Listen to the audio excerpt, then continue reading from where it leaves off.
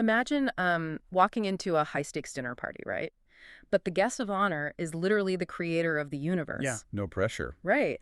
And the appetizer involves bringing this flawless 1,000-pound animal right to the front door of the gathering. It's intense. It really is.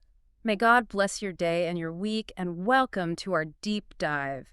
You and I are unpacking Leviticus chapter 3 today. We are. And we're relying on the detailed study notes from the Holman and NAA study Bibles to guide us through what might be, honestly, one of the most viscerally intense ancient texts out there. Oh, absolutely. I mean, the cultural gap we face when reading a text like this is, well, it's massive. Huge. If we just read the surface details, the butchering, the anatomy, the altar. It gets really clinical. Exactly. It can feel like a dry clinical manual from a completely alien world. But digging into the historical and cultural context reveals something incredibly profound underneath all those instructions. Which marks a massive departure from how we typically engage with ancient history.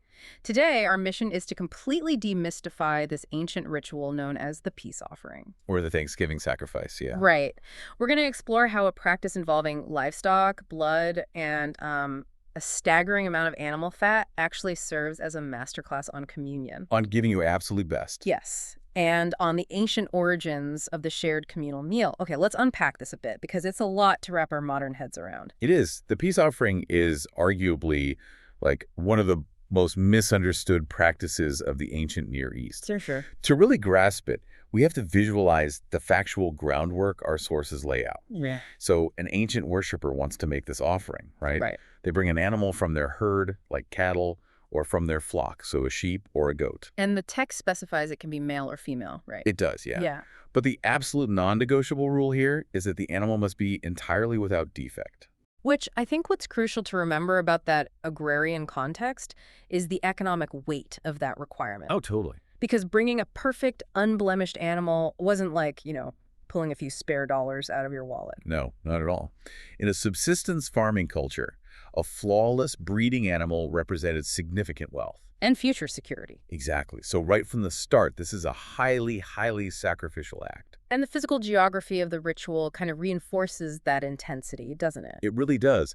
The worshiper brings this valuable animal to the door of the tent of meeting. And they don't just hand a leash over to a priest and step back into the shadows. They have to be involved. Deeply involved. The text mandates that the worshiper must personally lay a hand on the animal's head before slaying it themselves. Wow. That physical connection, it really emphasizes personal identification. It does. The worshiper is intimately involved in the cost of this offering.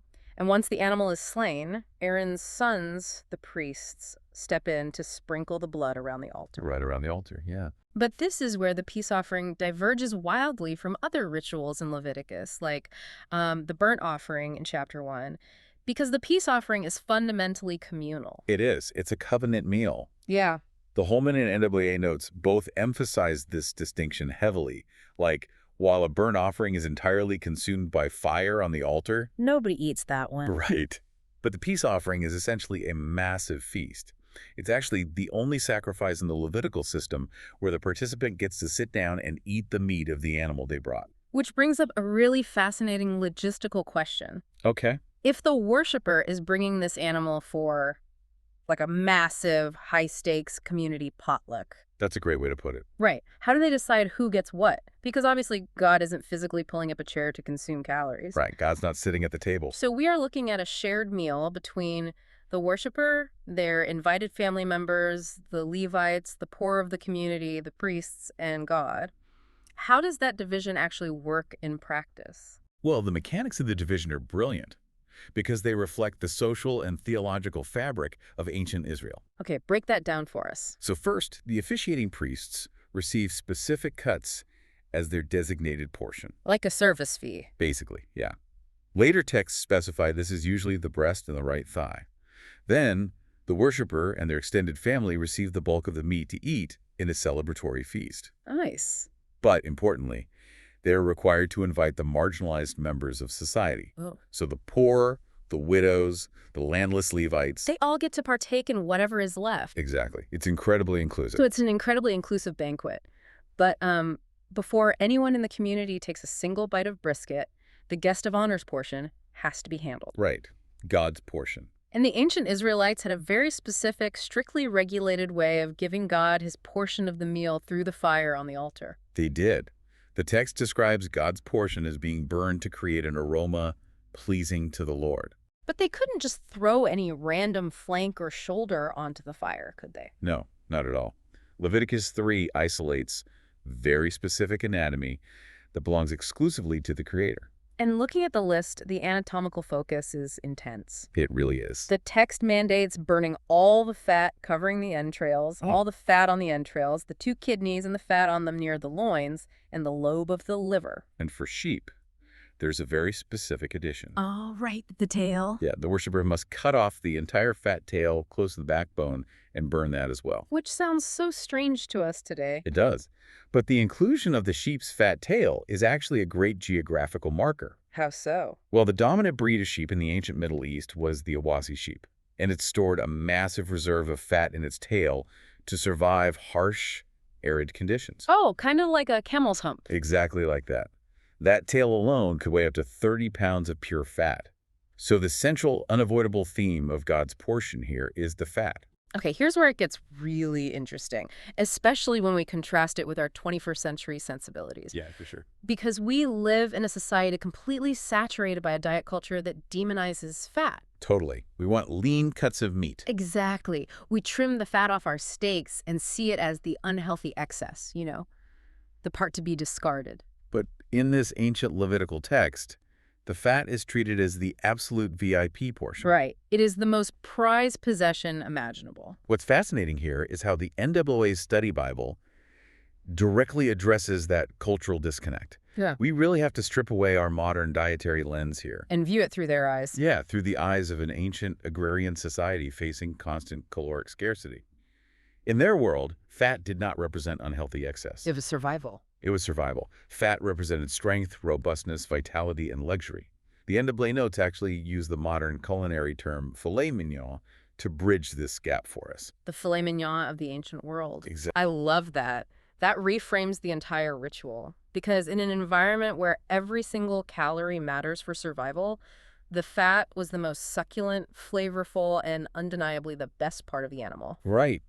Think about it. When you throw a banquet for a visiting king, you don't serve him the tough, gristly leftovers while keeping the premium cuts for yourself. Right. That would be incredibly insulting. You serve him the finest, richest portion available. So presenting the fat to God wasn't just, mindless compliance with a butchery manual. It meant something. It was a highly tangible, physical way of acknowledging his supreme worth. The worshiper is making a profound physical statement of reverence. They're basically saying, you deserve the absolute best of my resources. Precisely. But the fat only makes up 1/2 of God's portion on the altar. We also have to account for the specific inner organs. Right, the 2 kidneys and the lobe of the liver. And if we use the filet mignon analogy for the fat, the organs require a different kind of translation entirely. I mean, if you wrote a love song today about someone's kidneys... It would be terrifying. Totally terrifying. I give you my kidneys. No thank you. Why were these specific organs singled out? Well, the Holman Study Bible Notes provide the crucial context for understanding this. In the ancient Near East, they didn't have our modern understanding of neurobiology. They didn't know the brain was the center of the nervous system. Right. Instead, they observed human physiology and noticed that intense emotions like fear, grief, joy, anxiety are often felt viscerally in the gut. Oh, sure. We still retain echoes of that today when we talk about having butterflies in our stomach or a gut-wrenching experience. Exactly. But for the ancients, the inner organs weren't just reacting to emotion, they were the literal seat of the emotional self. Wow. The kidneys and the liver symbolically represented a person's innermost feelings, their deepest thoughts, and their most intimate motives. That's wild. They functioned in ancient Hebrew literature exactly the way we use the metaphor of the heart today. So when a modern person says, I give you my heart, they mean their core emotional self. And for the ancient Israelite, the kidneys held that exact same metaphorical weight. The poetry of that is stunning.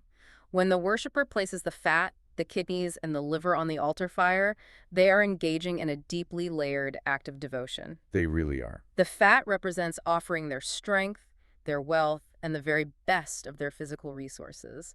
And the kidneys and liver represent offering their intimate emotional self, their unvarnished thoughts, Yeah. and their truest feelings. It transforms what looks like a bloody, visceral procedure into this beautiful dual offering.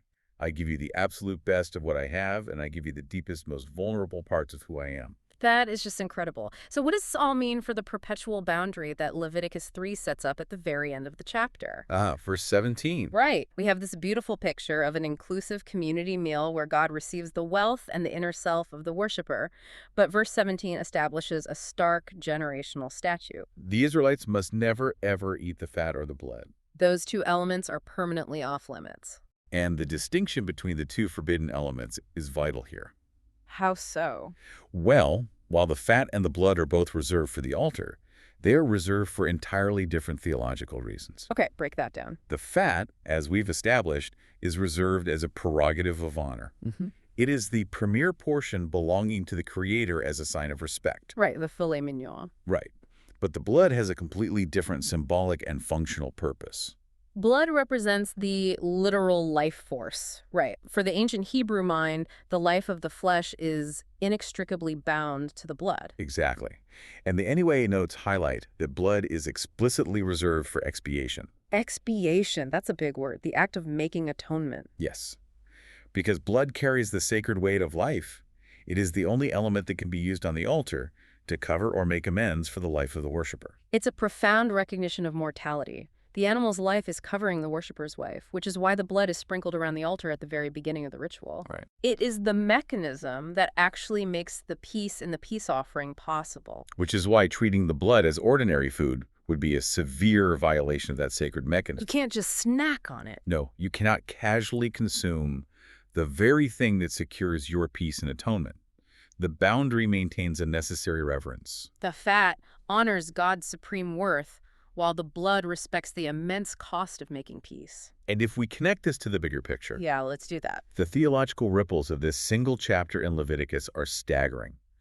The Holman notes trace a direct, unbroken line from this ancient, dusty tabernacle courtyard to the foundational practices of the early Christian church. That is so fascinating. Right. The core elements of the peace offering are the exact same elements that form the theological blueprint for communion. Let's look at those parallels. Okay, you have a requirement for a perfect, unblemished sacrifice. Check. You have a ritual that results in a legally binding covenant of peace Yeah. between the worshiper and God. And it culminates in a shared meal where the entire community, regardless of social status, is brought together around a single table. So when later writers in the New Testament attempt to explain the significance of Christ's sacrifice, they aren't inventing a new theological framework from scratch. Not at all. They are utilizing the visual and conceptual language that was already meticulously preserved in texts like Leviticus 3. They viewed Christ as providing the ultimate expiation through blood, offering the ultimate inward self, and establishing a permanent, lasting peace. A peace that allows for uninterrupted communion between humanity and God. Wow. The ancient agricultural practice of bringing a sheep or a goat was the shadow. The early church viewed their communion as the fulfillment of that shadow. It completely revolutionizes how you engage with a passage that, frankly, most modern readers skip over because they get bogged down in the anatomical details of lobes and kidneys. Oh, for sure. People just glaze over it. But when we look past the surface, we uncover a masterfully designed system of devotion. We really do. We move from a clinical set of instructions to a vibrant, living picture of a community orienting its wealth, its inner emotional life, and its need for peace entirely around the Creator. Let's pull all of these threads together. Let's do it. We started with the intense reality of an ancient worshiper bringing an incredibly valuable, flawless animal to the tent of meeting. We saw the profound personal identification of laying hands on the offering. Which leads into that radically inclusive communal meal. Right, where everyone from the high priest to the poorest citizen was fed from the same sacrifice. And we learned that burning the fat wasn't about discarding unhealthy excess. It was about honoring God with the ancient filet mignon, the symbol of vitality and absolute best resources. Yes, and we discovered that offering the kidneys and liver was the ancient poetic equivalent of giving God your heart. Your truest motives and your deepest vulnerabilities, all while maintaining a strict, reverent boundary around the blood. Acknowledging that peace and expiation carry a profound, sacred cost. The entire ritual is a symphony of devotion, respect, and community fellowship. Which leaves us with a truly fascinating implication to consider. I'm not listening. If the peace offering was the ancient blueprint for communion, a shared table where the high priest, the average farmer, and the poorest landless widow all sat as equals, eating meat from the exact same sacrificial animal, what does that tell us about how ancient Israel was instructed to view social hierarchy? That's a great question. And more importantly, looking at our world today, how does our modern definition of community or fellowship fall short of that radically level playing field designed thousands of years ago? Man, that is a phenomenal, challenging thought to leave with. Are we building tables that look like the peace offering, where the marginalized and the powerful share the same feast? Something to really think about. Definitely. Thank you for exploring the depths of this ancient text with us today.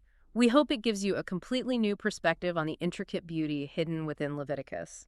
God blesses all the listeners, and we look forward to diving into another incredible topic with you next time.